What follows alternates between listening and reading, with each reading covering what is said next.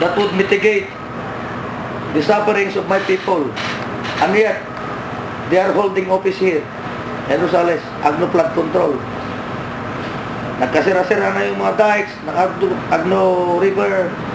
Nagkasira-sira na yung pader, bakod ng Agno flood control. Pero wala man lang ako nakita na effort ng Agno flood control to mitigate the sufferings of our people. Kahit man lang sana takpan yung mga na-bridge na dike, kahit na isandbag lang para pag-announce ng San Roque o ng media na magre-release ng tubig, hindi. Nagpapanik yung tao. Pero nagpapanik yung tao. Paano? Nakikita lang. Bridge open yung dike. Nasa harap mismo ng Agno flood control. Opisina ng Agno flood control. And yet, wala silang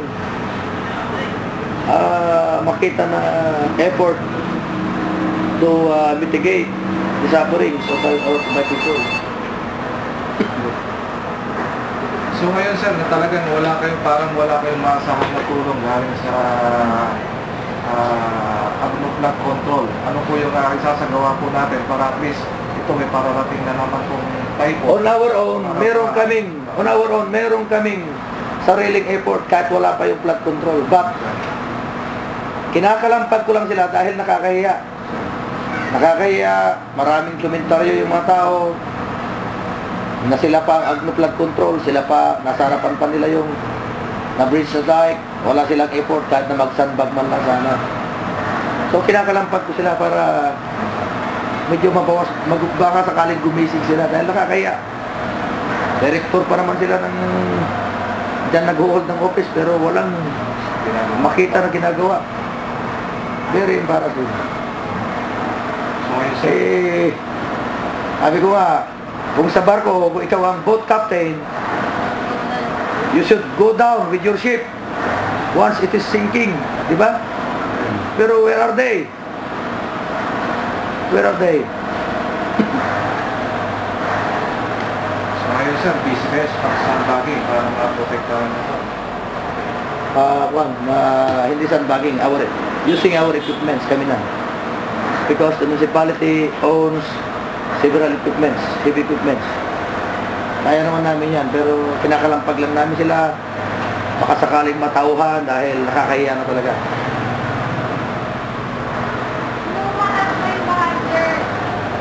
Aside from SM Rosales, second floor, saan pa yung nagsilbing evacuation center?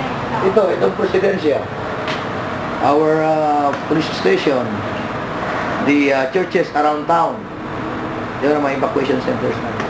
So gano'n din kalalim pala yung level ng tubig dito sa may problema? Hindi umabot dito pero sa palengke hanggang dip-dip. Pero doon sir, sa parte ng Tumana? Ay mataas na doon.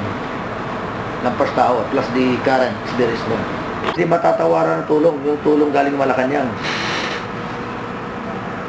In the form of relief goods plus rescue boats. Na dinala rito ni General Esperon. Plus of course, yung first responder natin ng rubber boat na pinadala ni Governor nung gabi. Kung wala yun, siguro libo ang bibilangin namin na patay sa Rosales.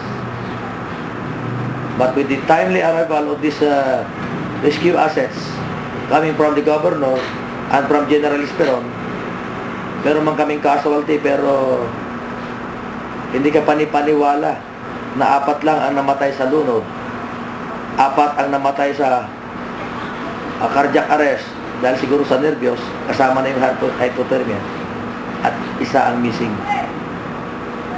Mga anong oras po, Mayor, yung pagdating ng baha po dito sa unang baha po? Pagbaha dito, as early as 4 o'clock, may tubig na. Nag-iba na rin po yung Ang unang nag-iba yung dike sa San Marcelino, yung irrigation dike sa Kabalaw, sa Casa Nicolas Andel. Sumunod na ito. Mga around past 6 na ito. Sa ganda pa yung malaking volume ng tubig. Kung pa lang yun, nasa 3,000 at 4,000 ang kasi per time. Last sumabay yung malakas na tubig ulan, last that time, swollen na yung Agno River, plus magpapakawala ka ng that volume of water from the dam. Of course, talagang mabibitak yung dike. Plus yung dike, hindi na rin yung design niya, hindi na napapanahon. Plus, the dike ay humina na yung foundation dahil because of the illegal structures. Maraming mga squatters doon. Of course, these squatters put up their septic tanks. Yung mga foundation nila. So, halo, kumbaga yung dike na yun, halo. Puro septic tank, alaman. Kaya madaling magiba. So ngayon sir, in favor na may rehabilitate kagad yan na yung mga squatters po dyan, ano pong gagawin natin? Yun, ang ipa-priority namin. I-relocate po Kung pwede, relocate yan. Dahil kung hindi mo relocate yan, in the future, we'll be experiencing the same problem. Ding committee report. Kung may kasalanan, lumalabas na may kasalanan talaga ang San Roque Dam, then the municipality of Rosales will join the group in filing this class 2. Kasama yan.